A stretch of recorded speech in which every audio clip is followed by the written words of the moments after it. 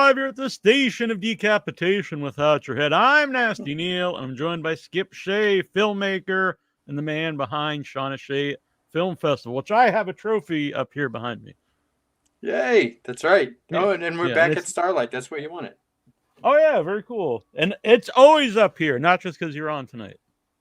Oh, good. I hope so. Yeah. Yeah. So, for people who aren't aware, can you give them an overview of what Shawna Shea Film Festival is? The Shawna Shea Film Festival is not now a program of the Shawna Shea Memorial Foundation. We're a 50c3 nonprofit. It was named after my daughter Shawna, who was killed in a car accident at the age of 16 in 1999.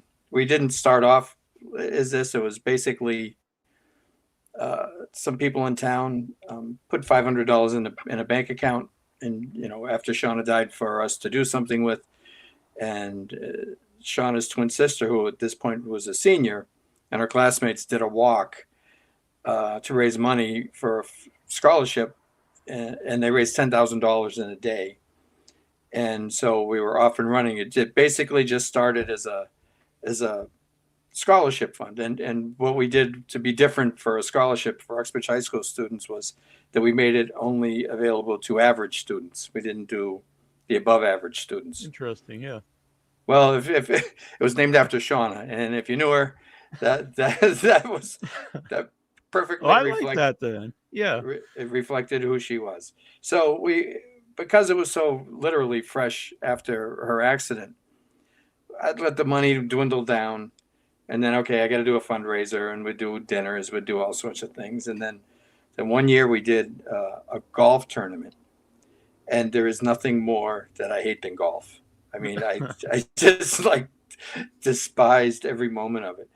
And I said, you know what, next year for a fundraiser, I'll do a film festival. So that's when we started the film festival, mostly as a fundraiser. And we were one day in the Album Draft house in Millbury, like 2 blocks of shorts, and now we're, 4 days long. We're probably showing about 120 films this year from all over the world. So it's grown dramatically. So it is one of the many programs of the Shawna Foundation that we run. Yeah. Now, was she a film fan, or did she want to be a filmmaker at some point? Or she was totally into theater. She was definitely a theater person.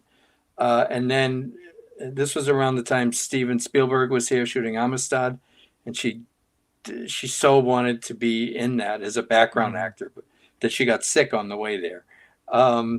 But so she was definitely leaning this way, and that's another reason why we have the poetry program that we have, the library poetry tour, because she was a poet as well. Mm-hmm. So when did you decide, like, because you did the golf tournament, you didn't like golf, but you had the golf. When did you decide, like, well, let's continue with the film festival and not just be, a 1-year thing? Well, it did fairly well.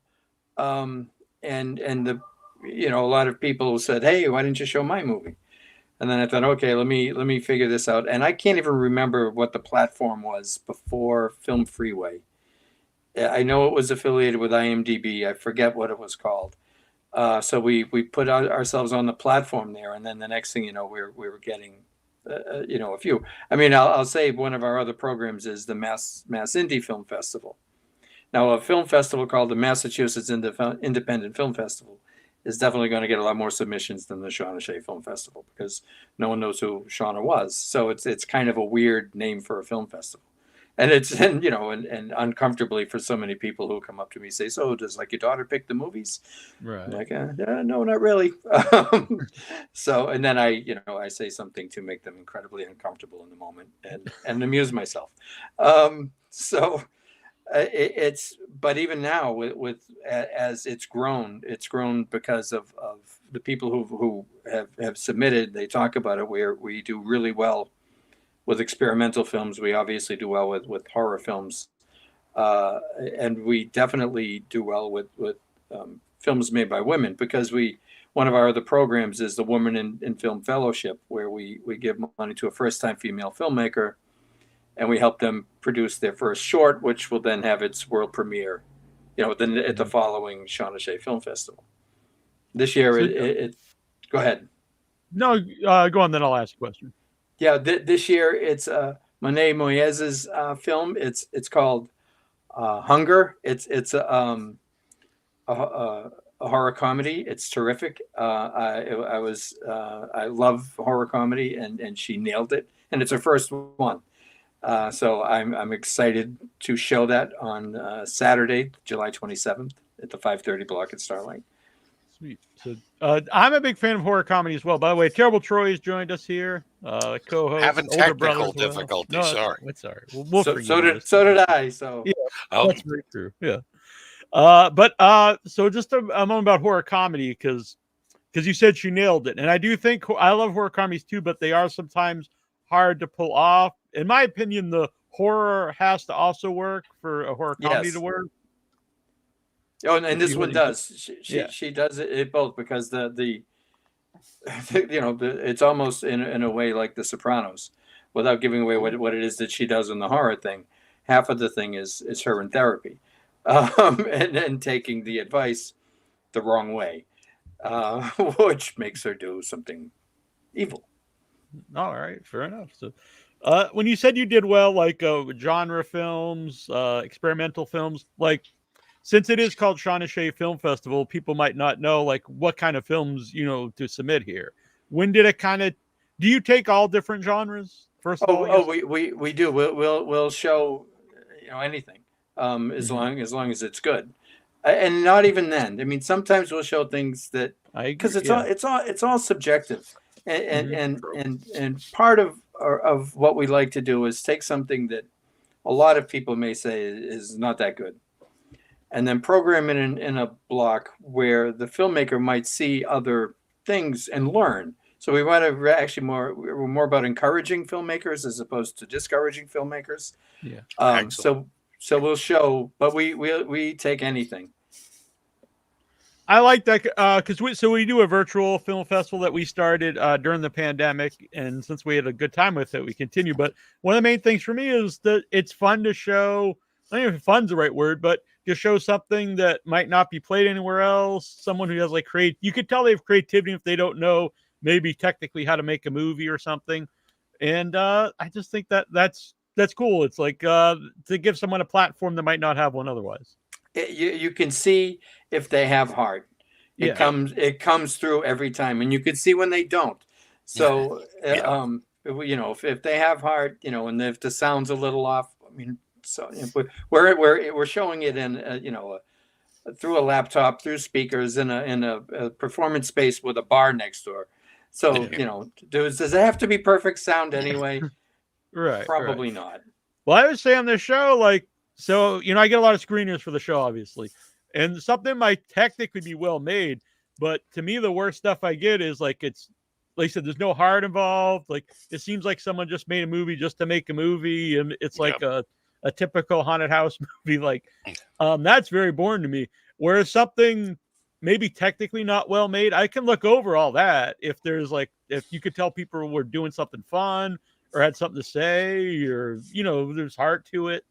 Well, I think in the indie world in particular, and the low no budget level really in particular, people are so critical of other filmmakers at this level. Yeah. Which You're right. Yep. is crazy to me.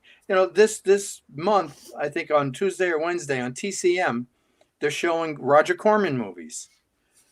And loaded with errors. And everyone loves them. So why don't we apply that to our own peers at this level is beyond me. We should be celebrating anything that's made. Yeah, exactly. Yep. Yeah. I think people, it's weird because like people will overlook or even just like look fondly at like the mistakes in an old movie just because they grew up with it. Where like like you said, I see a lot on Facebook, people just find a reason not to like something, I think. Yeah, that there's a whole dilemma of just social media in general. Like, right. That's go to therapy and then log on. Right. So, how do you think like you started to find like the people at experimental films, underground films? How do you think they came to find you? Well, we kept pushing for it. You can list what type of movies you want submitted.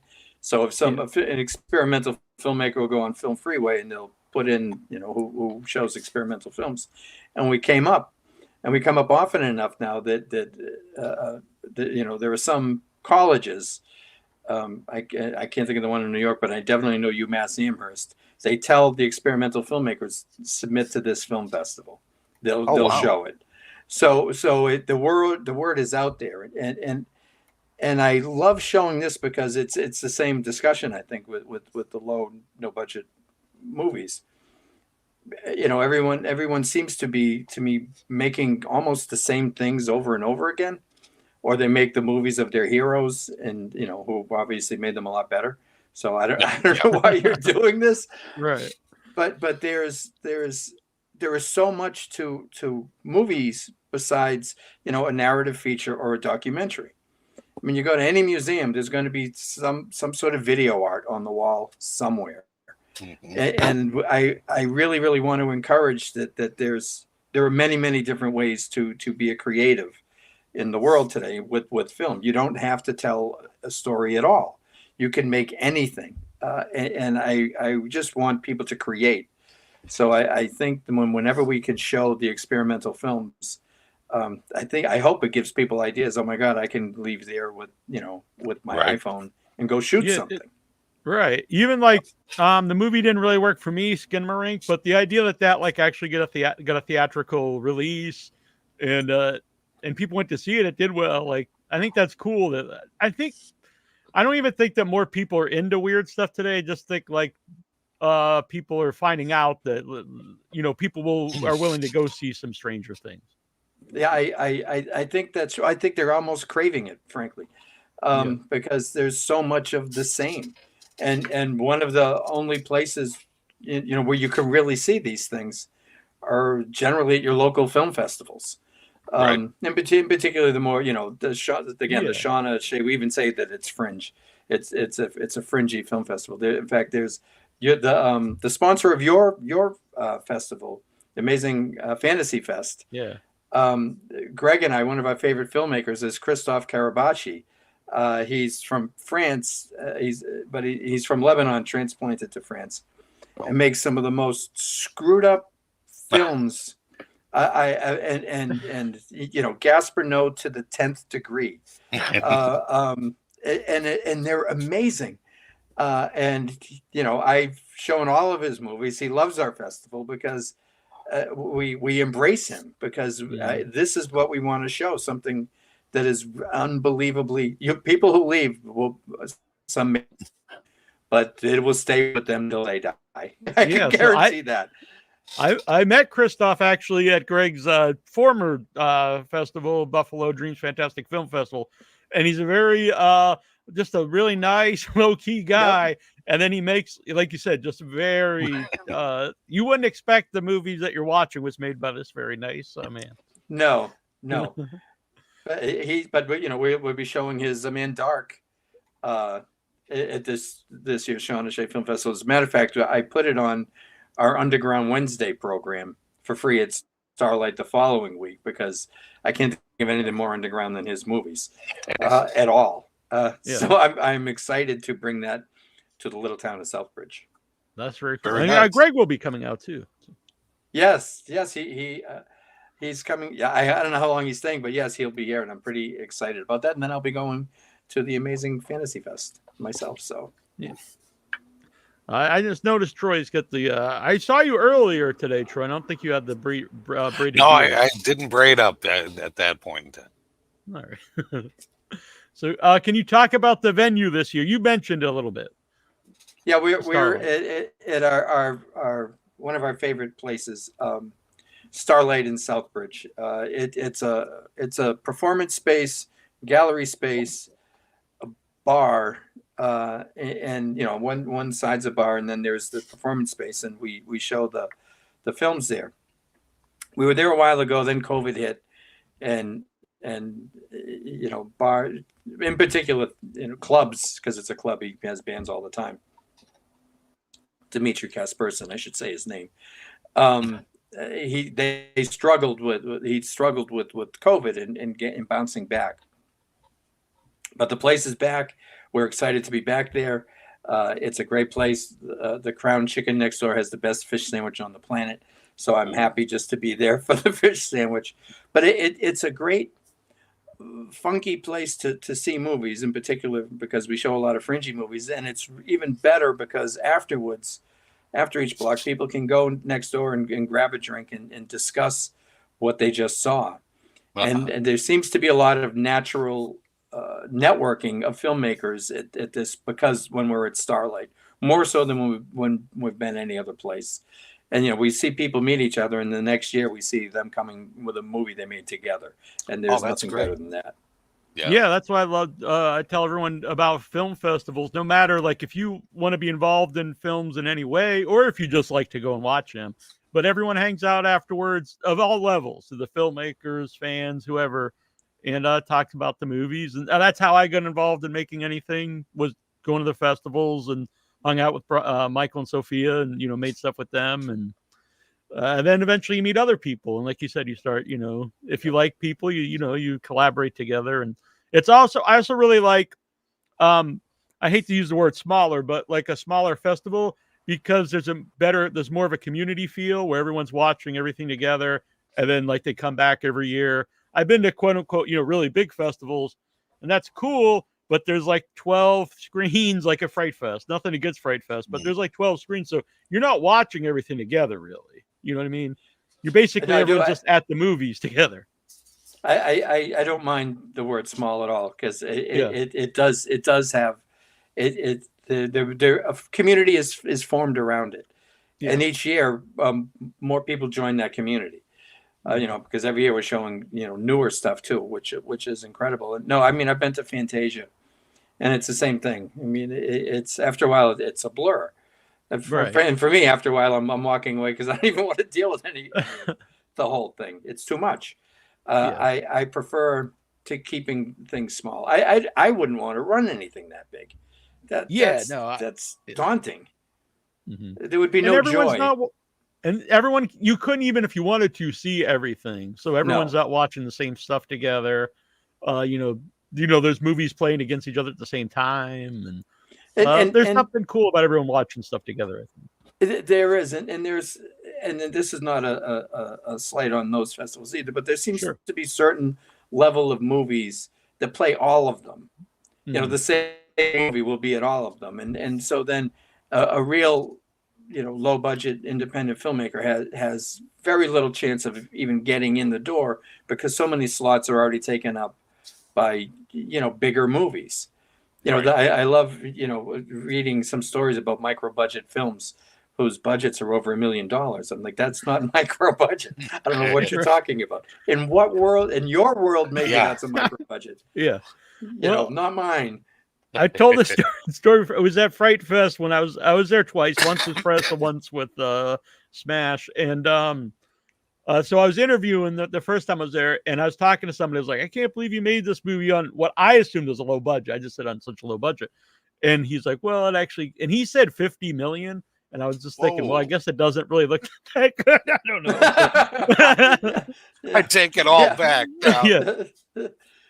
Wow. I was just, and it never went anywhere or anything. I was just like, I don't know.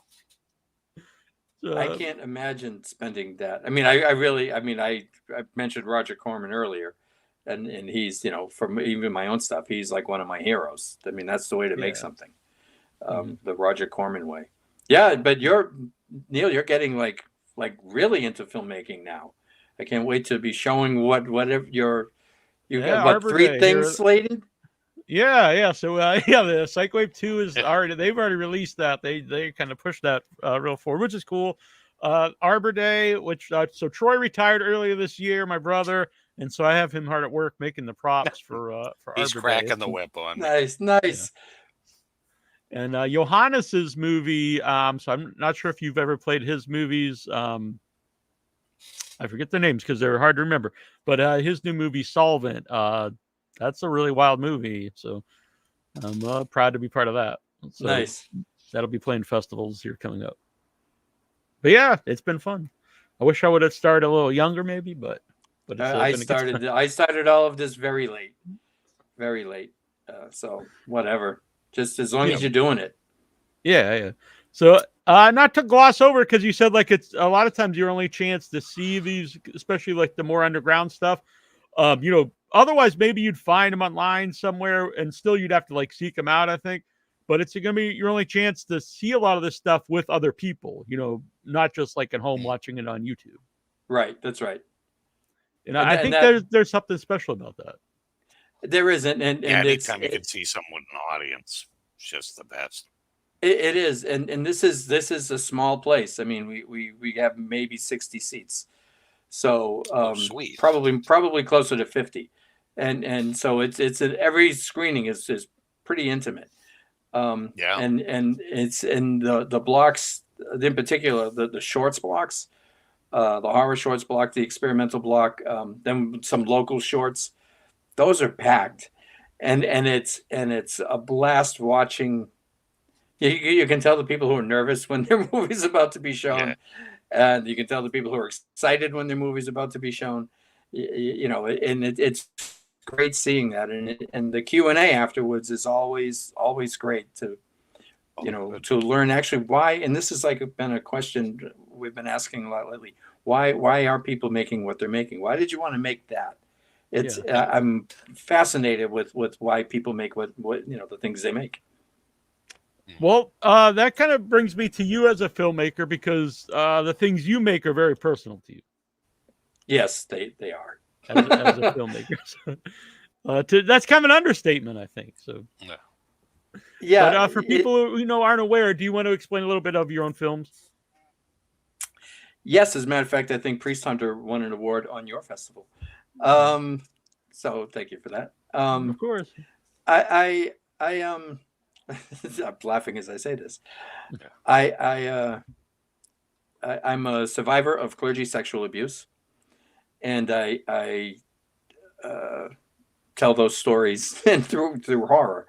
It's one of those things. I mean, it's not to bring the whole thing down, but I mean, just recently the Vatican, they have like the Children's Month or Children's Week every year, and they just found out the guy who runs it was molesting kids for 10 years.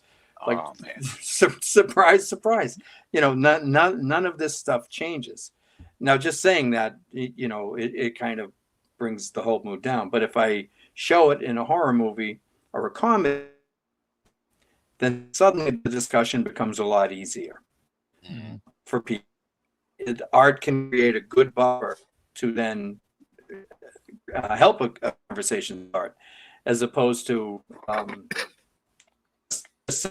and have people running for the doors because I don't want to hear it. So I've made horror movies around that to generate those discussions. I mean, like Priest Hunter, there was some graphic at the end of it with all statistics. I kind of did the same thing with the short Ave Maria. My first feature, Trinity, was literally based on a moment when my wife and Ayana were at Barnes and Noble near in Millbury, and this guy comes up to me, "Hey, Skip, I was the first priest to abuse me. He was now working at the Barnes and Noble." And I had a really dissociative moment, so I decided to try to put that into a movie, and that became the first feature. Then I did Seeds, which has a Catholic element to it, probably a B plot. It was mostly about a grieving parent, so I kind of wanted to tackle the Shawna piece to this, and this is like, let's just bring the mood down, and now I think it'll be at Greg's Amazing Fantasy Fest. It'll be the world premiere of Florence, my latest feature, and more than likely my last. Oh wow! Why is that? Why would it be your last film? I mean, I may make shorts, but it's unless somebody, I have a ton of scripts. So if somebody comes to me with $50,000, not even 50 million, and says, "There, you want to go make your movie?" Sure, maybe then I would. But it's I really, two things. I really want to focus on the Shawna Foundation. We're growing. We have not only the Shawna Shea Film Festival and the Mass Indie Film Festival. We have the Scandilia Film Festival in Italy, which will be this October. wow. So we're having a film festival in Italy. We have so many programs. It is more than a full-time job. So I for my last act in life, it would be nice to go out just focusing on the Shawna Foundation. And as far as the films go, I think I've pretty much said what I want to say as an artist through that medium. So I would that again, it goes, why are you making this? I don't want to just make something to make something. Right. There needs to be a purpose behind what I'm making. It's weird, quirky as the things are that I make. I mean, mine are not, commercial on any level. Although, I mean, I did get distribution for the first two, so I was happy with that. Bayview, who is actually a big sponsor of all of our festivals. So you said, it's easier to have like conversation through the movie as opposed to just talking about that. So, but what was that like for you to make those films? Was that a helpful experience?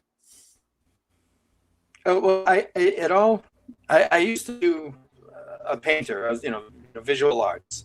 I mostly did charcoal works. And I also wrote poetry. And I had an exhibit in a gallery here in Uxbridge. It was my own gallery, actually. And this couple came through, a wealthier couple, and they said, you really need to get this to New York. And I'm thinking, if I could get my art in New York, my art would be in New York. I don't know how to do Right. that. But they really wanted the story to be told because the father of their grandson was abused with me and he killed himself. So it was important to them that the story got out. So I thought I can do that. But you know what? I'll do a one-man show. So I wrote, starting in, I think, June, July of 2005, the script, and I went stay in New York that December. But it was mostly stand-up comedy. So it just made everybody comfortable, with my jokes. I love writing jokes about it. So I started that way, then it just went to movies. So that's how that whole thing came. So how did it make me feel? I think the first time I did the live performance, and people listened, because the whole thing about anyone who's gone through that type of film is no one listens.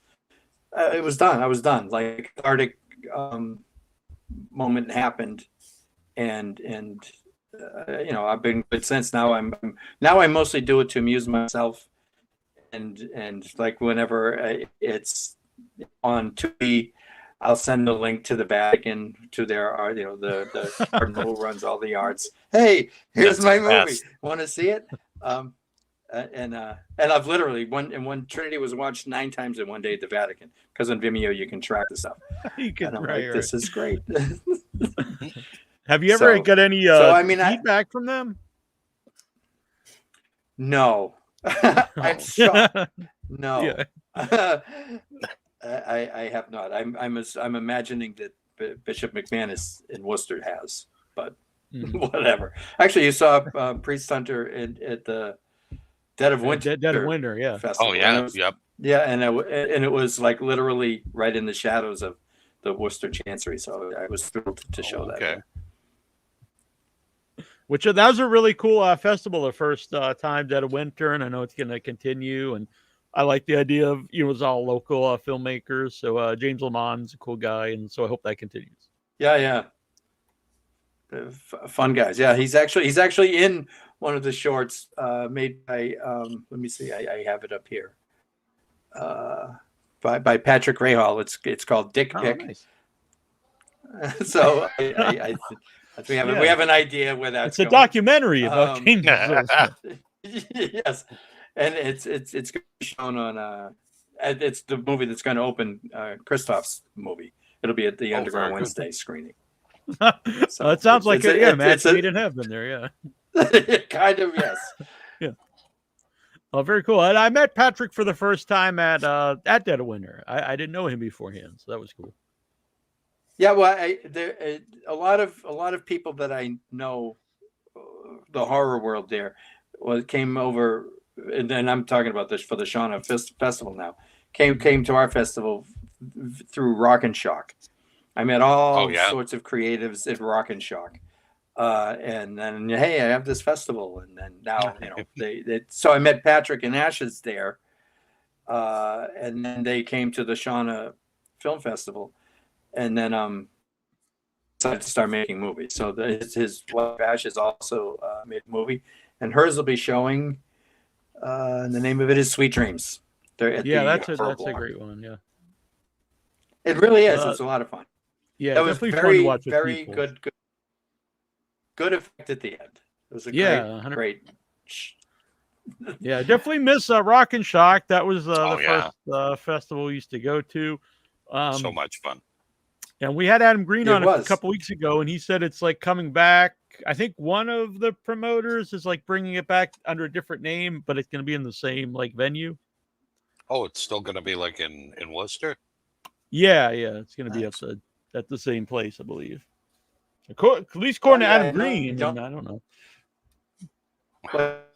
Because he was very. I know it was Gina who really ran it, and I know that I think it's actually the other person, to be honest. So Gina was the one I knew. I knew them both. I'm seeing him in my head, and his name is just completely blanking out. Yeah, Gina. She wanted. I know her goal was to have Bruce Campbell. So she had Bruce Campbell, and then Rock and Shock ended. So, and honestly, she gave me everything. Like, and I mean that. I mean, I only had horror shorts, put me on pants. I met a lot of people, and then I literally used Rock and Shock. So, Lynn Lowry's coming to Rock and Shock. So I said, hey, Lynn, do you want to be in my movie? So she's in Trinity because she was at Rock and Shock. So for any, no budget filmmakers, if you have any of these celebrity things around you, while they're here, you don't have to fly them here. You don't have to put them in a hotel. You might want to take them to dinner anyway, but right. And then you just pay them. And Lynn was fantastic. I did the same with Barbara McNulty for Seeds. So I got to work with both of them in my two features. Only because of Gina and Rock and Shock. Only. I owe her so much. Wow. She's an incredible person.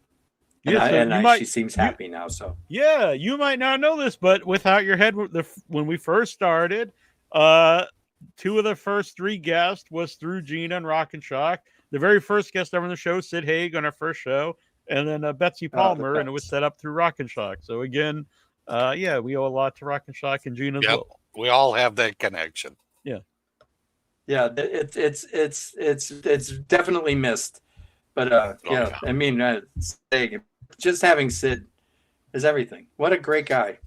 Yeah, he was super nice. So it's 2006, our first guest, our first interview, and so I was a little obvious. I was nervous, but right away he's just really down to earth guy, and made the show easy to do, and was a really nice guy. After that, put like a good word in for me for other conventions and do panels and stuff, and just he's really missed at conventions.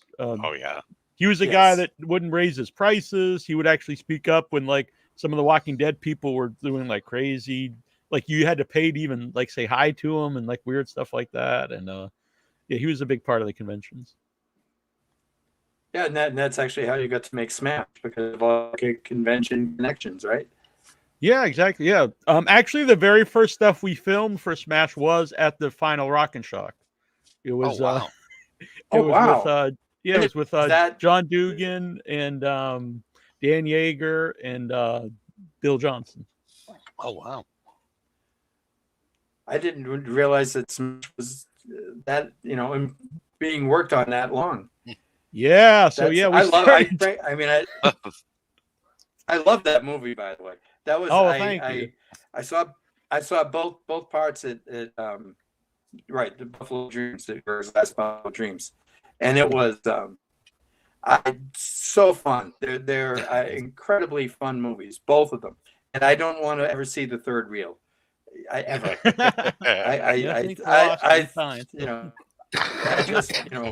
want to walk around and say touchdown and have nobody know what the hell I'm talking about too. Right. Yeah. But that's 2019. We came up with the idea. We filmed the stuff at Rocket Shock. We filmed End Zone 2, and then the beginning of 2020 we filmed the majority of Smash at Mad Monster, and literally it was like a week or two after that the whole world shut down. Everything closed Yeah, down. Yep. and so Right. then it put an end to us finishing all our plans, and then it took a long time to get the rest finished, and then the strike happened, and so that delayed it Right. again. But so it's a good experience that people can finally see it now, and the Blu-ray's coming Yeah, out no, in a month or so. I can't wait to get it because that's I love the movie. I came having a blast after that. It's everything it should be. I appreciate that. And so there is the final cut of Smash is slightly not much different, but there's a couple additions, I added a couple new friends into it, so it's cool. It's still the same idea. It's a 3 or 4 minutes longer, but not very much. But End Zone 2 is still the same. Well, yeah, I don't remember. Yeah. I don't remember it being that long. It's overly long. So that's actually a good thing. It could have been long, and I didn't even notice. Yeah, because it was so fun. Right. That was a big. We thought would be a big issue. Maybe it still was at some places, but to play them both back to back at conventions, because that's together it's 2 movies, so it's 2.5 hours, which isn't crazy long, but still a long time to to put into your festival. And we thought, is anyone going to take this? And unfortunately, some people did. So. Yeah, anything over 2 hours is hard to program. Yeah. But it's not like it couldn't. I mean, there were exceptions to everything. Right. And I would for that. I wouldn't for much, but I would for that. So, what about that gets? Go on, sorry. That's it's like shorts now too. People are submitting shorts that are like 35, 40 minutes long.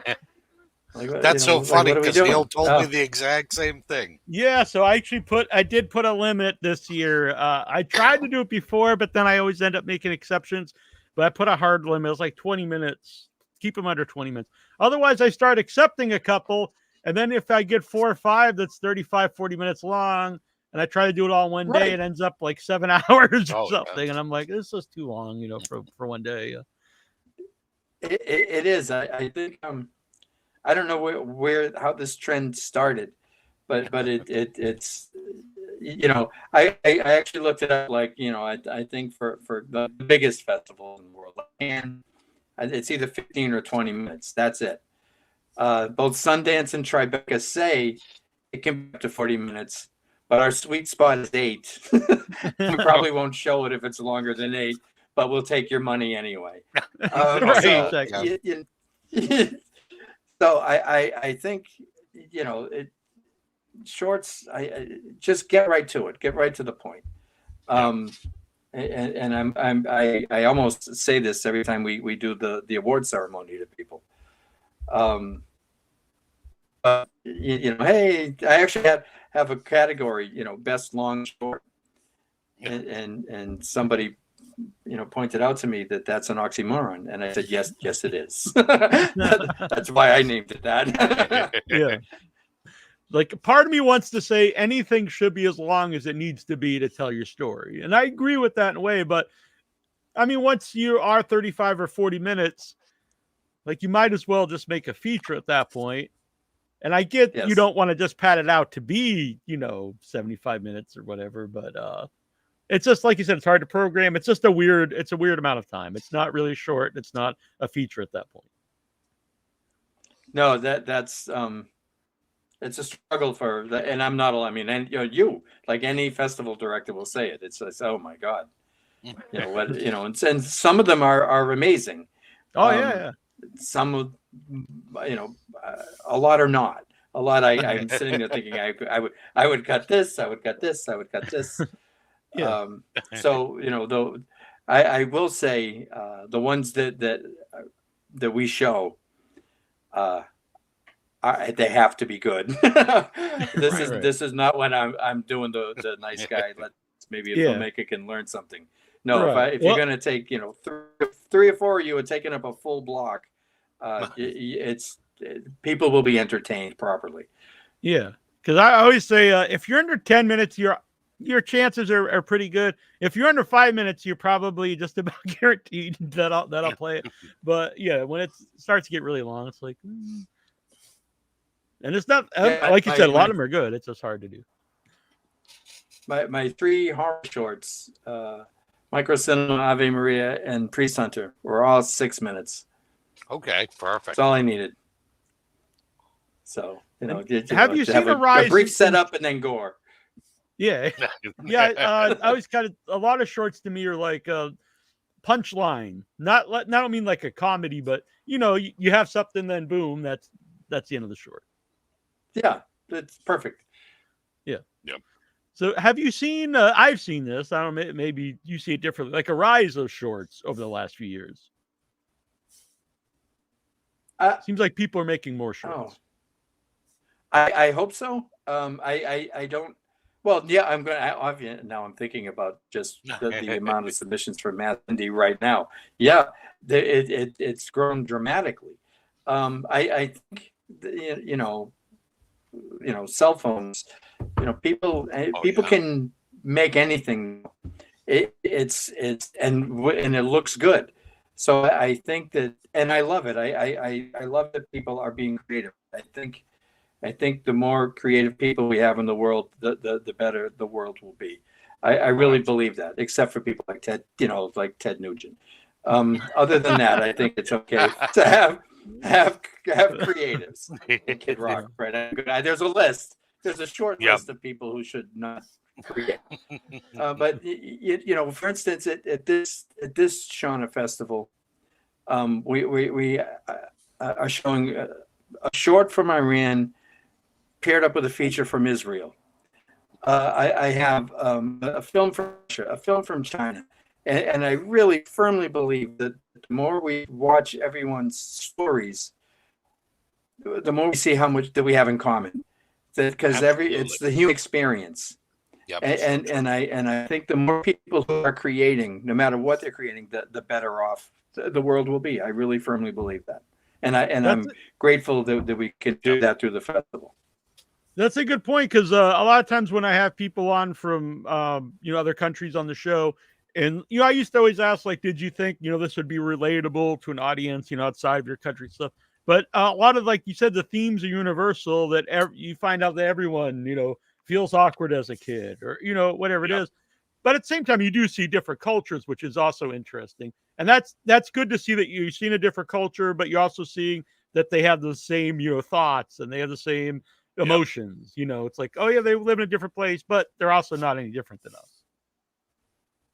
No, that's true. And actually, the interesting thing with the 4 that I just mentioned, they're all made by women.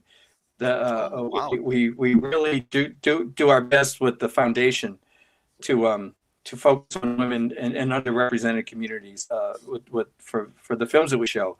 And at this year's Shawna Shea Film Festival, 62% of the movies we're showing were made by members of the underrepresented communities. Wow. The gay community, women, people of color. That's 62%, and that's probably the highest percentage we've had. And we work at that too, and we're really proud of that. Because again, it's the same thing. Everyone's stories are universal, and we should see everyone's stories. Mm-hmm. And it's just also cool that years ago we wouldn't be able to see a lot of this stuff, but the internet gets a bad rap, probably good most of the time. But this is good that we can actually see stuff from a diverse thing, a lot of diversity that we wouldn't have seen before. Oh yeah, I think I missed what you just said, because you're I think you're cutting out a little, maybe one of us were, but anyway, I was just saying, like, years ago it would be much harder to have seen all these different things from other countries and different communities, but with the internet, it does make stuff easier to be able to see all this stuff. And sometimes the internet gets a bad rap, rightfully so, but this is actually a good thing about the internet. Well, with the film, any film festival director will tell you, we get emails daily from Iranian filmmakers asking for a waiver because of sanctions. They have the most vibrant film community, I think, on the planet, by the amount of films asking for waivers. But yeah, sometimes you have to do a little research, and they might be Iranian, but they might be living in Manhattan right now, submitting their film. So no waiver to you. Right. But I always make it a rule to show a couple, but they have to be made by women. I won't show anything else. And I think we have 3 this year. 3 the judges found exceptional enough to pick, which was pretty incredible. I mean, the movies are incredible. And there's one that's a minute long. It's called Presence, and it's basically just the back of men. You just see the backs of men, with wearing whatever uniform they would wear for their work or for what they're doing for the day, and then you just see a back of a woman dressed in traditional garb with the veil, and then you just hear a baby cry, and it comes out of the shadows, and it's in a minute, saying, men can do anything. This is what they expect of us. No words. And it's one of the most powerful things I've seen. And it's a minute long. It's incredible the things that we get to see as festival directors as well. Mm-hmm. And that's probably one of my favorites. Did you put up yet the full lineup? Yes, it's on the it's on the ShawnaFoundation.org website, and you can. It's also the link that you buy the tickets. It's only $10. We're still pretty cheap, a cheap date. If you do buy tickets at the door, it is cash only, because because of technical difficulties with iPads and everything. Forget it. We're not doing cards. We just do cash. But it's a bar. You can buy a drink and then give us the cash. So it's not it's not hard, but yeah, everything up there probably, because it starts next Wednesday. This weekend, all the nominations will go up as well, and then because everyone loves the award ceremony. I did change the trophies. Don't say best feature, that I just say outstanding feature. Because I really want to take the nothing is best. It's all subjective. It's all crap. Really, at that level, I can't stand artists competing. I look at local schools, and they always tell you about you need sports, because that's what people learn how to work together and accomplish a goal. How is that different than producing a play or being in a band? The only difference is it's not about competition. It's not about competition. It's just about working together to achieve a goal. And so I know people love to get trophies and awards, but I want to make sure that no one is the best. It's just subjective. Mm-hmm. No, I like that a lot. The outstanding. I was going to say favorite, but that's almost the same as best. So I think outstanding is a good word to use. So it starts Wednesday, and when does it run to? Sorry, Wednesday through Saturday. Wednesday we have the opening shorts block, and then we have a special screening of John Lynch's world premiere of his film Happy Hour, a little gangster short. We're showing he's getting the block to himself because it was shot in starlight, where we are. So it's kind of cool to have the filmmaker there, the crew, everybody there in starlight showing the movie. The funny thing is, on Saturday we're also showing Matt Gorman's movie Hope Rider, which was also partially shot in starlight. Starlight is becoming a go-to place for locations for filmmakers. I've used it in Seeds. I used it in Florence myself.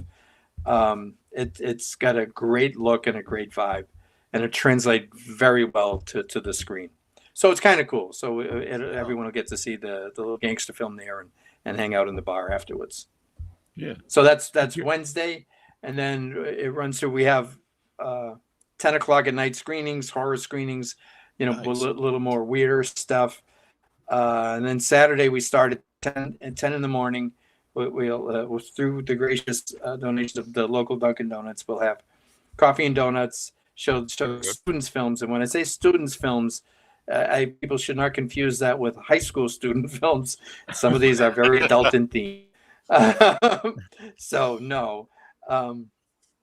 But you can still have coffee and donuts, and that runs through 5:30 block, and then after that, around 8:30, we do the awards and the pizza. We always have a pizza party at the end of every. Well, that's a good time, yeah. Yeah, nothing wrong with that. Yeah. And I'll put the link up everywhere here on YouTube, on the website, so everyone can check it out. And hopefully people come out. I know people come out, but hopefully people watching this will come out. It's a great festival. I think they will, and I appreciate being on. I mean, this is I love your show, and it just we said 2006, so in 2 years you're going to be having your 20th anniversary. Like, I know, it's crazy. Yeah, I don't know. Just so strange. What to try to? I don't know. Yeah, it is a very weird thing to think. Yeah. When I started the show, I was in my 20s, and now in a couple years I'll be 50, I guess. So that's it's a weird thing to think about. But when you started the show, you had a navel. Exactly. I've lost the belly button along the way. Right. So, that I think that's what the award's for. That's behind you. It is actually. It's favorite person without a navel. No. Which short documentary on Billy Costacero. Which that was a really fun short. That's on YouTube. People want to check that out. Excellent. They should. Thank you. Yeah, it's a good time. And this is great. We'll have you back sometime. This has been like years in the making. We were going to have you on many times, and for whatever reason, I remember we were actually going to do a video interview in person at Boston Underground Film Festival, and that was the year that it was canceled because of COVID. That's right. Oh man. Yeah. Well, I was starting to feel like Matt Damon to your Jimmy Kimmel here, but I guess we can't say that anymore. No, and we'll do it again too. And anytime. Yeah, if you have something new coming out next festival, whatever, it's always good. Or you can just come on and talk about stuff, whatever. Yeah, we can just wrap. This was great. Yeah, I had a great time too. I can do that. Yeah. All right. We'll talk to you soon. So much. Annabelle couldn't be here, but she'll be back. She's been off the show for a little while. Everybody watching, but she actually might be coming back next week. So she'll be back soon though. Cool. All right. Yeah. Thanks, you guys. We'll talk to you soon. Bye, Skip. All right. That was cool. Skip Shea. Most cool. Seemed like a really, really decent guy. Yeah, he's a good man. Met him a few times at different things. Boston Underground Film Festival, Dead of Winter. And coming up, Shawna Shea Film Festival. Oh, this is a cool award here. This is back when it still said best. Or he made an exception. He's like, I'm just going to say, I'm just kidding. But here's his Shawna Shea. That's awesome. Yep. This was my first award, actually. Very nice. Now it's a plethora here. There's even some more. Michael, it's like the Stanley Cup. We have to share some awards. So Michael and Sophia have some over in LA. We've got some here. It's a good time. That's awesome. You can never have too many awards, I think. Exactly. Good time. So thanks everyone here for joining us. Good coast here. Coast to coast. Got Faye Ivy here. Merp. I'm not sure what that merp means, but we'll go with it. We got Bubba. He bought the new Arbor Day t-shirt.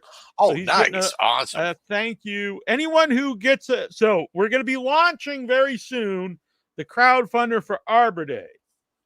In the meantime, if you buy an Arbor Day 8-bit tee off of Amazon, free shipping with Amazon Prime, you will get special thanks in the credits.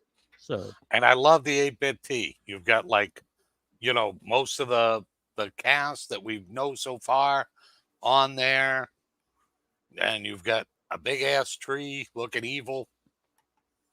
Yeah, it's pretty rocking. And soon there will be the limited edition Severed Limb 17 shirt, the Ice Cream Man. Ooh. That'll be up very soon as I finish coloring it in. So it's a lot of stuff coming up. Yeah. On me though, I did leave Nasty Neil a bunch of stuff to color on that one. Yeah. I got a little intricate. I used No, but that's cool. It's just gonna take me a little while. That's all. But I love I it. used the uber thin pen in my German pen set. That's how I got like the sweat on his brow and stuff. Looking forward to the launch of Arbor Day campaign. I'll definitely be spreading the word. Thank you, Christopher. Christopher's also an early He's the contributor to Arbor Day. Contributed a T-shirt, Teddy Cuddles T-shirt, which actually this guy's going to be wearing in the movie in the scene. My daughter can color Ice Cream Man if you were having trouble. Oh, well, I always appreciate have that. an Maybe in extra the future. colorist just in case. Yeah. Yep. Does she do any inking? Because I'll just do pencils if she wants to do some inking. Interesting. All right. So I want to bring up a few things here. So James Watchin, speaking of Arbor Day, he made this poster. I didn't even ask him to. He just did it. He's like, bam. He's like, I don't even know what Arbor Day is about, but I'm interested and I'm making this poster. And I was like, hot damn, that's pretty rocking. I love it. That's just awesome. I love it. The root of evil goes deep. I love it. I love like the weathered look. The color scheme's great. No, that thing's perfect. Yeah, very classic colors. They're very kind of, I think it was 70s with that yellow. I like. Yep. I'm really into that. So thank you very much. Yes, thank you. I love it too. Our buddies, the Addams Family, have a new movie. It's premiering at Fantasia, and then at the end of this month, I believe it's this end of this month, it'll be, or maybe August, it'll be on Shudder, and that is Hellhole. Awesome. And I love super all the good people. Loved them. Yeah. Yep. So that's very exciting for them. Troy was just asking me about this yesterday, and I was like, I think it already came out, but it hasn't. We were emailed today about this, possibly interviews coming up. I can't, not set in stone, but possible. So Dr. Jekyll with Eddie Izzard is coming to theaters and video on demand August 2nd. Oh, I so want to go see that one. That one, if it plays anywhere near us, we'll have to go see it. Yep. And that's a Hammer film. Oh, that makes it even cooler. Like it wasn't cooler, cool as it was. Hot damn, I say. I agree. We got some folks in here. Coast, yeah, he's asking our boy John Reddy, who is writing a song for Arbor Day. He's doing the lyrics. Shout out to John. We love John, Johnny Cakes. He's in the hospital currently, and hopefully he gets out very soon. Yeah, get out. Speaking of Terrifier, Ice Cream Man, sorry, Terrifier will have Clint Howard. Interesting. That makes everything better. Yeah. Yep. Former guest here on the show. It'd be cool to have him back at some point. I think my favorite phone machine answering message of all time. Yeah, and he told us to call back and like listen to it because he updates it. That's just awesome. So I should start. We should just call him up live. No, we can't. But, once a week just to see if it's anything new. Yeah. I don't know if we could take phone. I guess we can't take regular phone calls on here anymore. But all right. So we've already announced the first 10 selections for Severed Limb 17. We're going to announce the next 5. And then next week we'll announce 5 more.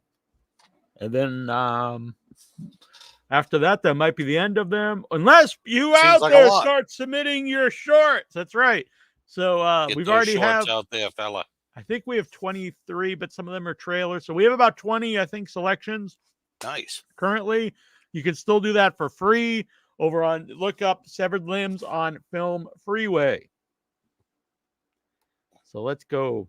You ready, Troy, for the next 5? I'm ready. 5. So number 11 here. Pull this up. This is Last Conquest. Nice. Nina dates someone she met through the internet. Could Mr. Nice be the man she's looking for? Dinner starts out okay, but things could end badly. I'm guessing they do. I bet it's not just they go out to eat and they I have a kind of nice hope date. they do. Right. No offense to anybody involved, but like, be pretty dull if they just have a nice date and that's the end of It's your the big movie. swerve in Severed Limbs. Yeah. This is that was number 11. Number 12, Piddle. Now that's a pretty cool I like it. poster. A monster is created after man continually pees in his shower. This is all about Pepe. Pepe Petit in the chat. Oh. No, I'm just kidding. But I love the idea here. Yeah. Yep. Yeah. The first time I ever heard of that was in one of John Madden's books, and he said that was why I think it was either John Matuzak or Lyle Alzado, one of the guys he had coached, and he asked him why he had never had athlete's foot, because I guess everybody in the Raiders locker room would always get athlete's foot, and he's like, no, I pee on my feet in the shower. And that kills the fungus. But we didn't know it also created a monster. Yep. Maybe that's why Matuzak's no longer with us. Mm-hmm. Maybe he turned into something, and this short may solve all this. Chris, who will be one of our judges this year, there's a lot of couple dating themed horror shorts in Severed Limbs this year. That's true. Yeah. Not a lot of peeing on your feet in the shower. No, not yet. So, maybe that'll be the theme of number 18. Yep. Severed Limbs 18, the piss foot monster. I don't know. We'll work. That's a good monster name. Foot. I don't want to steal this man's idea. I was going to say that could be our next feature film, but no, we don't. Let's just steal this dude's whole movie. Number 13 is Lucy. Lucy wakes up unaware of where she is or the hell she is in, only for it to get worse. Oh. The film is an allegory for the levels of hell, and Lucy is making her way further down. Wow. I like all the power tools there. That makes me uncomfortable right from the get-go. Yeah. It's a nice, I'm very interested. I like to give some idea, but not too much. Hilltop Hike. Hilltop Hike. Bob goes for a hike on the hilltop and sees something he didn't expect. This gives you hardly any info, which I do. I like. Yep. Yeah, this could be anything from he sees a murder to he sees Bigfoot. He sees an alien invasion. Who knows what the hell he sees? He sees a man pissing on his foot and making a monster. Exactly. Yep. Something unexpected. That could be a lot of things. Feet. Yeah. That'll be our movie, Old Pissy Feet. Again, I'm just stealing this dude's movie. 15 is Clowning Around. Oh. And this has no synopsis. So, all right. We'll have to figure it out when we get to it. I'm going to guess there's a clown in that. That's what I'm guessing. Maybe. Could be. Clown Around. So that's 15. We announced the previous 5 before, and then the 5 before that. Yep. What killer? I got to get a shirt. Yes, Faye Ivy, you've got to get a shirt. I should link that into the show here. That probably would be the wise thing to do. Without Your Head, a film next. Forget everything you know about Valentine's Day. Alive. We might not be prepared by yeah. One at a time, you know. Right. All right. So forget what you think you know about St. Patty's Day. Yeah, I've got to find all the Oh yeah. Oh, by the way, I'm not getting some of the if you're commenting on Facebook, I'm not getting it here. But I see James here. Bring on that Arbor Day campaign. Need a Severed Limb shirt. Thank you. So I'm going to go find the Severed Limb shirt and we'll post it here. Do it. By the way, one of my favorites of all time, Bob Newhart, passed away today. I did hear that. I was kind of happy to hear that he was 90. Yeah, he was up there, 94. 94, okay. So, it's sad, obviously, but he lived a good, long life. So, Oh, yeah. I'm sure somebody on the In Your Head death pool had Bob Newhart. I did, actually. So, I won. No. It's a bittersweet day. It is. I feel bad about that, but I'm trying to find the shirt here. You know what? I should post this every day. And I know it's annoying to post this same stuff every day, but you got to do it sometimes. All right. Yep. Well, So I because I'll tell found it you, here. sometimes, like you start looking for something that you've seen on Facebook and it's Yeah. tough to find again sometimes. Yeah, our mom's like that. So, she's in her 70s and she's like, "Did you see, something or other? It was on Facebook." And I'm like, "Well, Facebook has, a lot of stuff on there. I don't know." All right. So here is the shirt. This is the classic 8-bit. I'm sure we will have some Troy Jones art, Arbor Day stuff in the future as well. Possible. Boom. Ooh. Nice. I love that. That is one of my favorites. Because I love all, you added a bunch of little chicken fat. We got the pipe working. Yeah. We've got, yeah. I'm actually holding the Arbonomicron. Yep. And your weapon. Yep. And we got some nunchucks in there. Riley on the right there's got his staff. Yep. Looking good. Yeah, I actually added the pipe was in a new edition. I love the pipe. The pipe, I actually love that pipe. I'm not saying I love the crack pipe or something, but I love that particular pipe. Damn. The pipe that Mr. Ray, our own personal Leatherface, has in that movie. Mm-hmm. Exactly. So while we're talking about, we might as well show it. Here is the trailer for Arbor Day. Oh. Things you've read, things you've learned, the things you know about Arbor Day lies.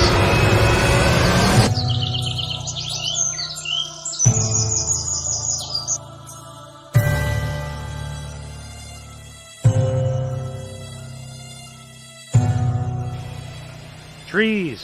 Why did it have to be trees?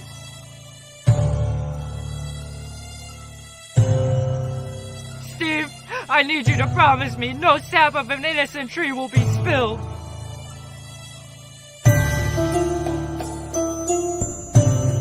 That has to be the dumbest thing I have heard in my entire life.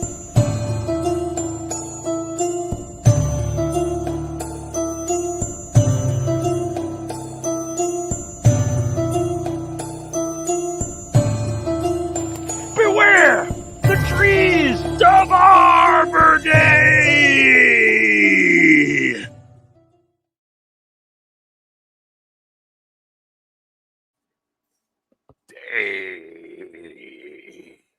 Yeah, we found Backwards Bob. It's he hasn't been to movies since 1970. We got him out of retirement. Yep. Playing himself again. Got him a new do-rag for the eye. Mm-hmm. This may be an eye rag. I don't know what he calls it. Find out maybe.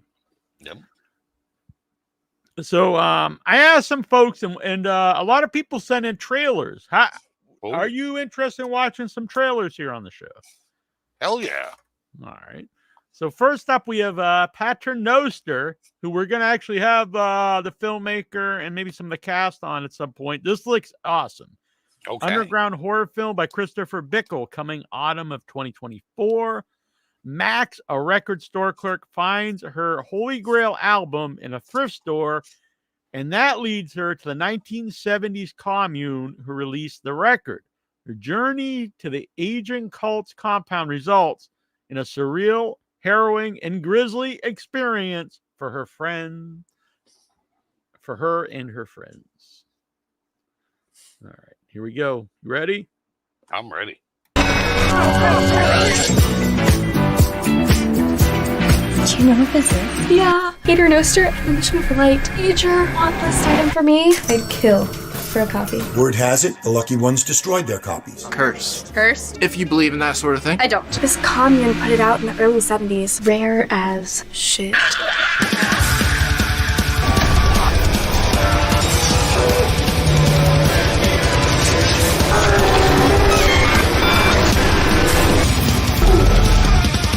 No one has had any contact with anyone from the Mission of Light since they disappeared in the mid-1970s. Father Nestor is still alive? Come out and sing, Father. Come out and sing, Father. They worship at the altar of men.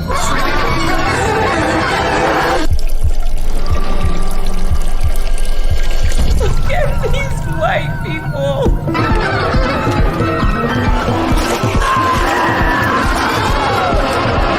This isn't normal. Soon, you'll feel all of us inside of you. Victimhood is the social currency of these kids today. If they want to play it, let them see it. Fuck your entire generation!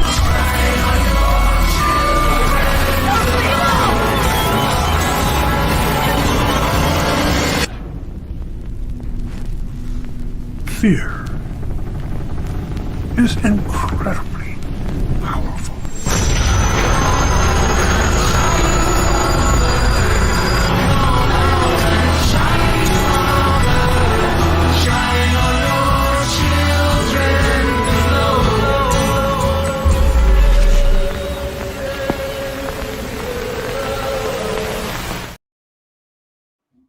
Damn. That looks sweet. I'm kind of in love with that. The trailer was amazing. Yeah, that looks awesome. And if I I don't know love if you like noticed that too, 70s vibe and Yeah. stuff, like just everything. I'm a big fan of cults. Everything about it really nailed like the look of the era. Yep. It looks Oh, that super looks graphic. tremendous. I don't know if you noticed who the DJ was there. Who is it? It was someone. I was thinking that. I was like, I I should know still that person. believe. No. It's the Oh, that's sax man. awesome. It's the That sax is man. tremendous. He's the man. So that was very cool. Yep. Thank Yep. you, guys. Thank you, Chris, for sending that in. Oh, that looks amazing. Yeah, I'm really looking forward to that. Next up is The Restless Few. Okay. The Restless Few. Can't imagine how it's going to be any better than that last one. That trailer like really hooked me. The Restless Few is a short horror film that centers around a serial killer who moonlights as a priest. Okay. Gotta have a side hustle, you know. I believe this is by James, who did our. It's all bullshit, folks. It's all bullshit. That was not the right thing. We just started playing George Carlin there for a second, but here we go. The Restless Few. Sometimes you need a little Carlin.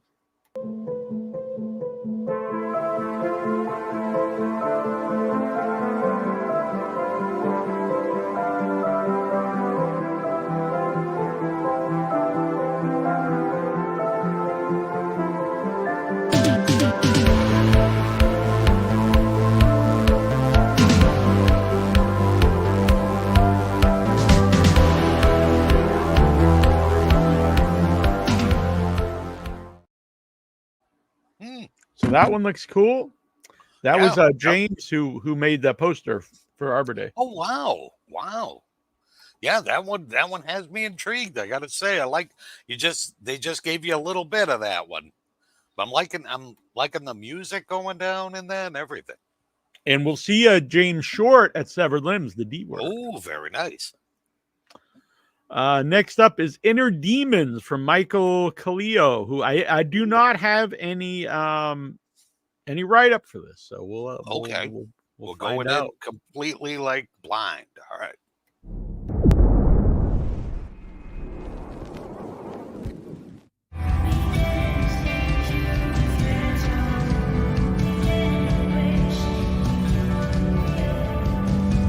Consider this your safe place.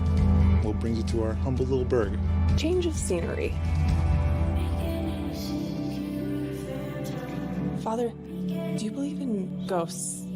Like a haunted house, but instead of a house, it's a person that's haunted. Exorcism. I'm not qualified for that.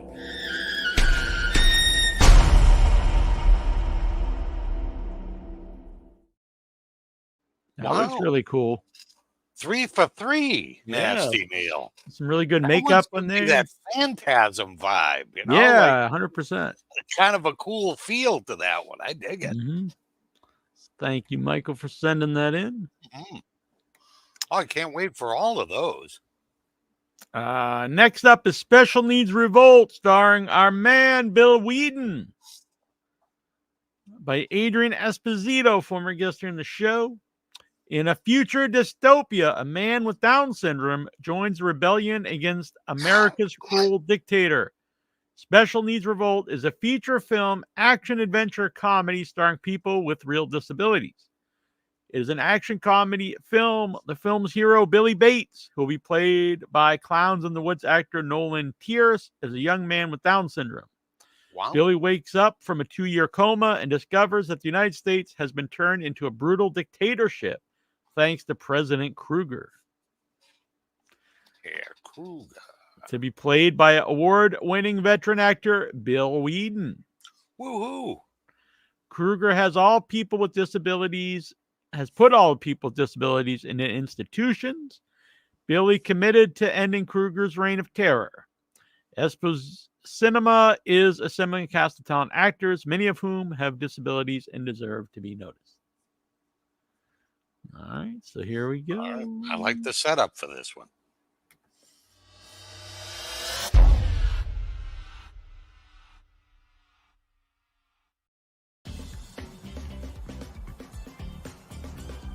Show who's boss, then I exact a cost. I'm gonna troll the troll, gonna crush your soul. And together we will make America straight again. As Munch.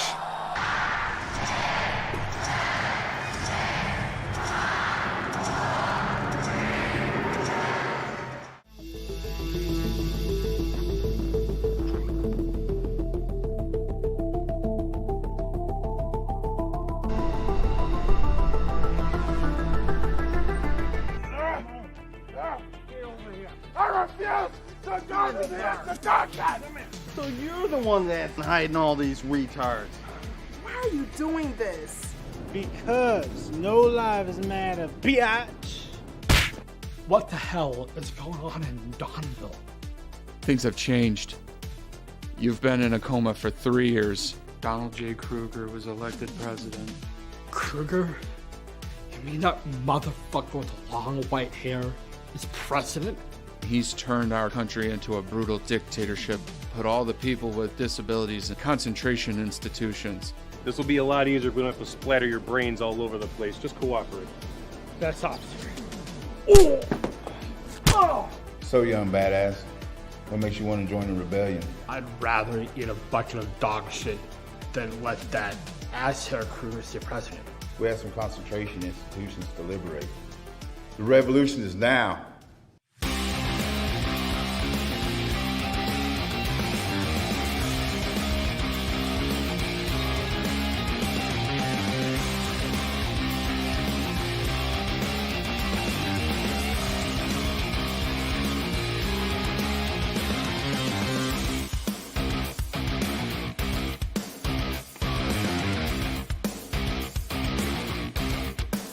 Pretty good story, huh?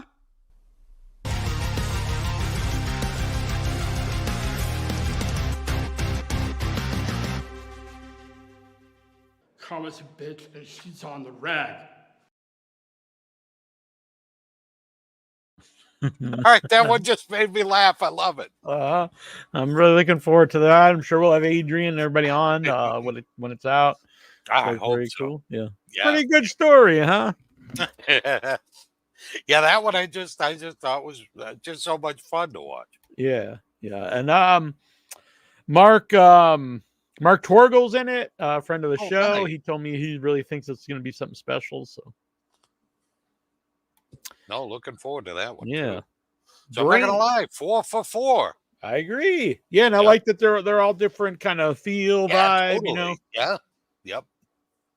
So Yeah, I'm next, definitely loving that. yeah. Brain death. Oh. That one kind of woke me back up.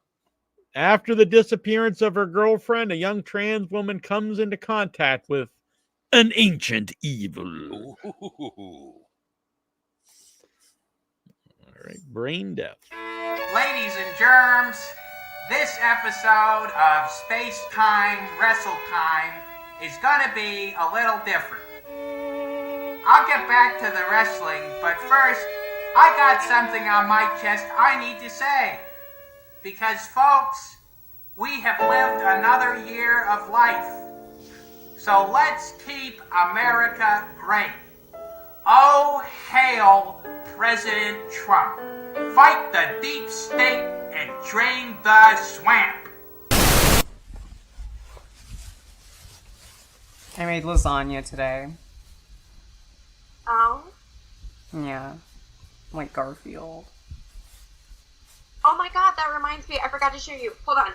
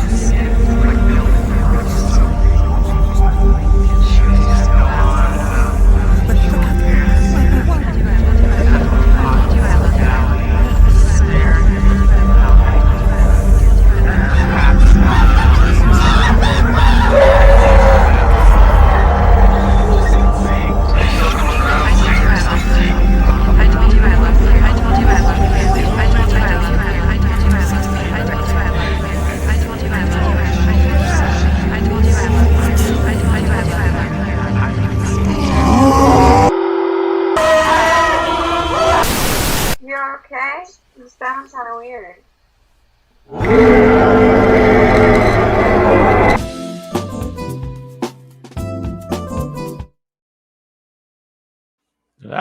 That was I don't know what to think after that. Yeah, so like I said, all these are very very different. That was more like when Skip was talking about experimental film.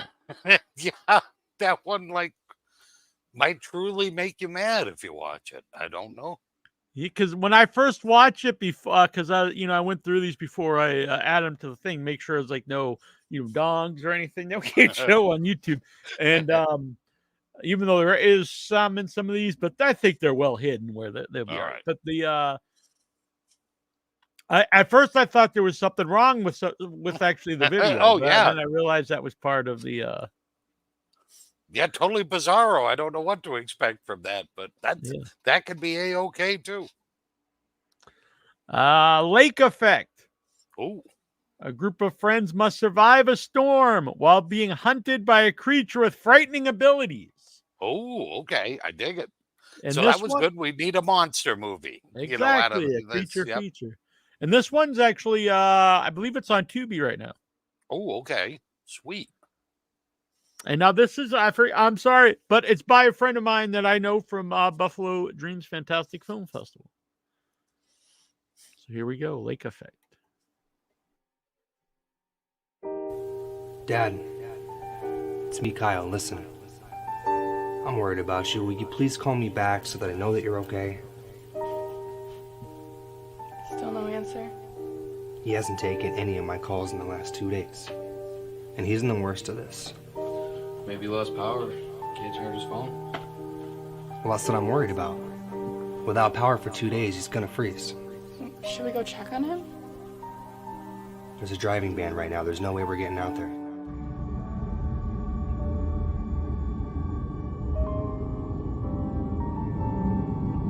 Sarah, don't be afraid. Just come towards me right now. Be afraid of what? What is going on, Jake? Come over here. We're leaving.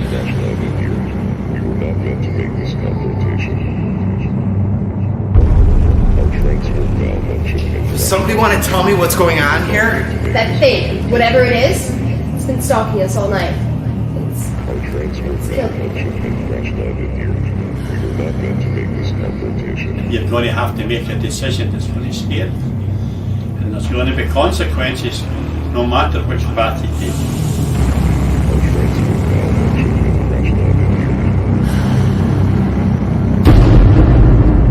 Not meant to make this confrontation.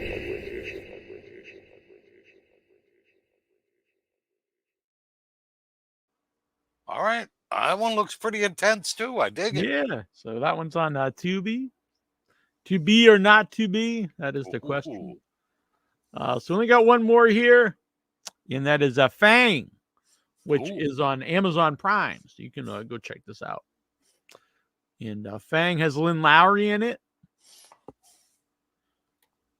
After living with the stress of his mother's chronic illness and getting bitten by a rat in his house, a young autistic man starts slowly turning into a rat. Nice. All right. I dig that. And by the way, the director of Fang is autistic, as well as Adrian, who directed Special Needs Role. Wow. Hey, that's great to see. Like, that really makes me happy.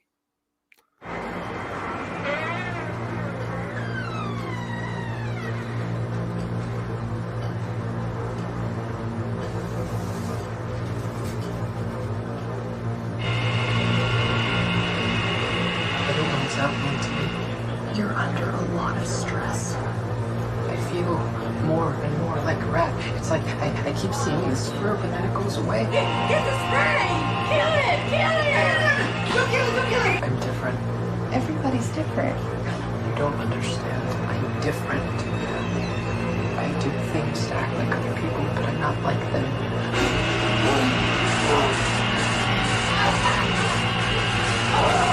Have you been diagnosed with anything? It feels like I'm okay. I'm doing something, and then it all goes wrong. I crash, and it's this.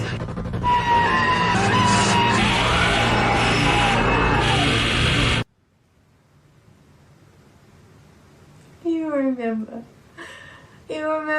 when we used to go swimming at the lake and we would build sand castles? I remember. You remember when we would play catch and you never wanted to play with me?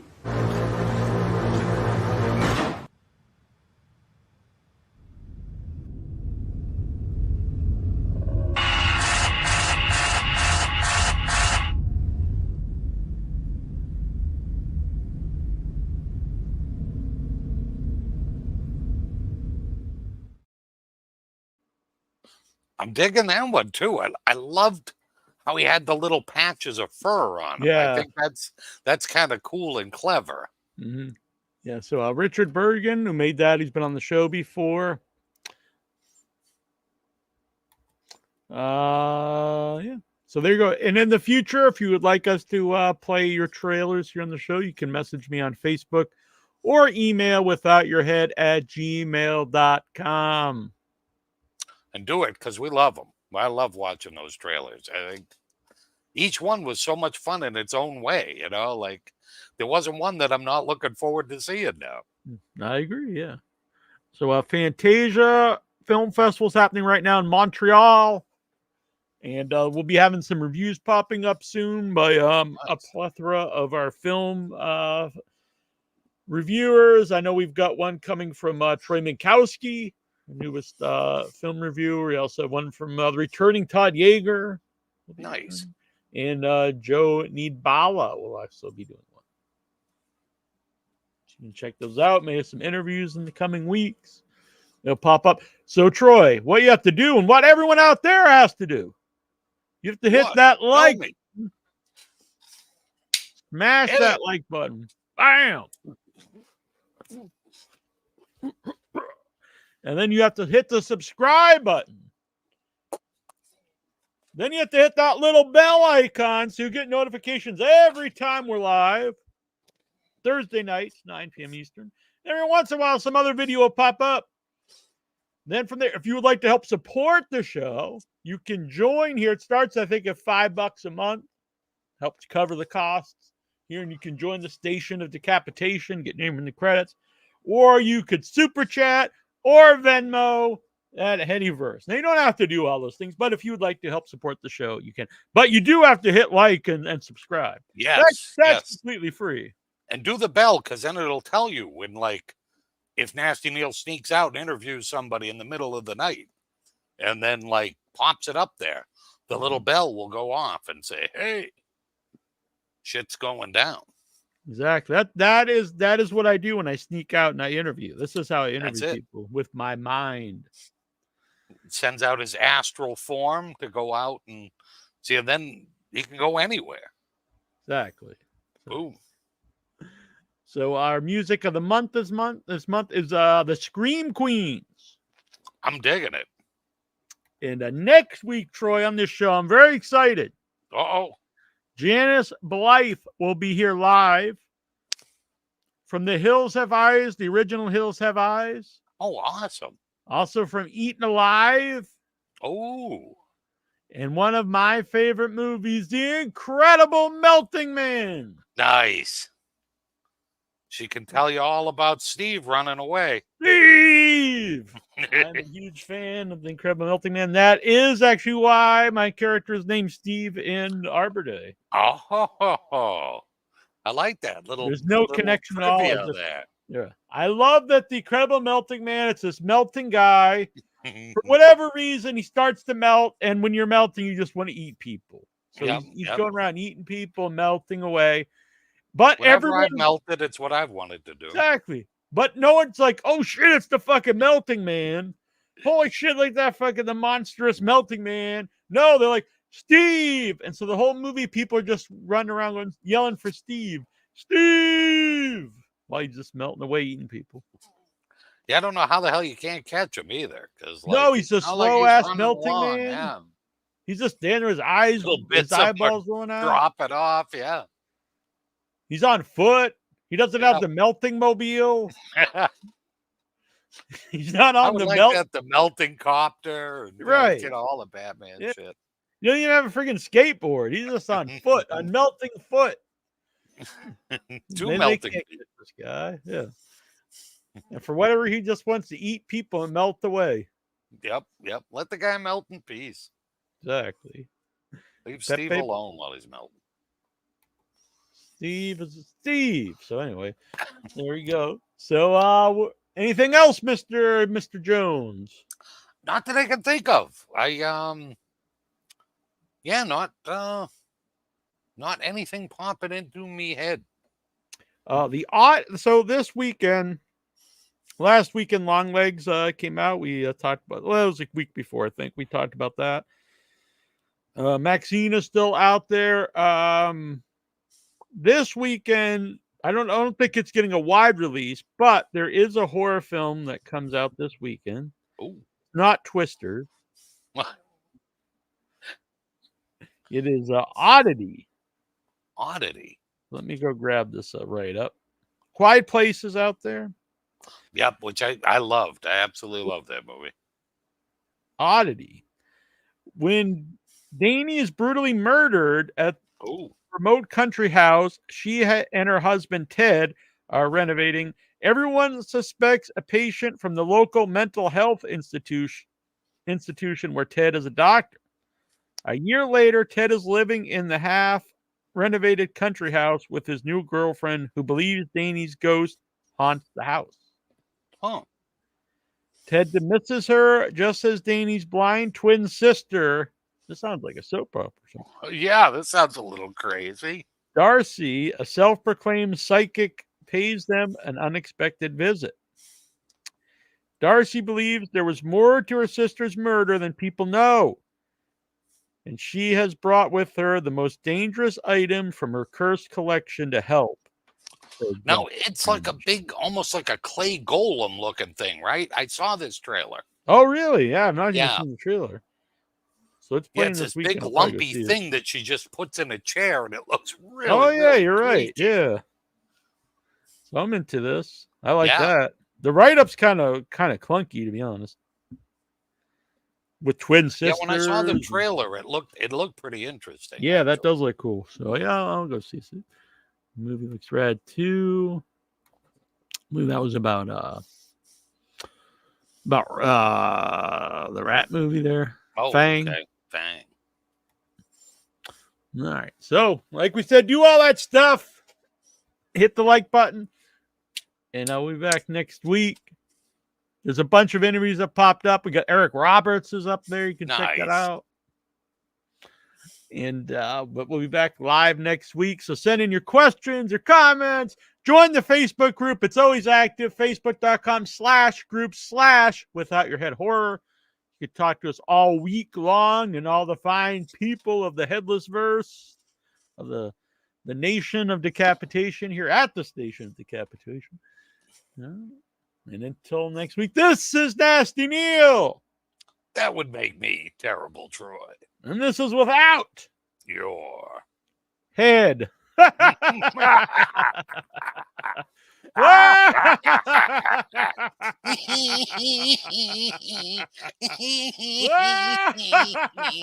It's all bullshit, folks. It's all bullshit, and it's bad for you.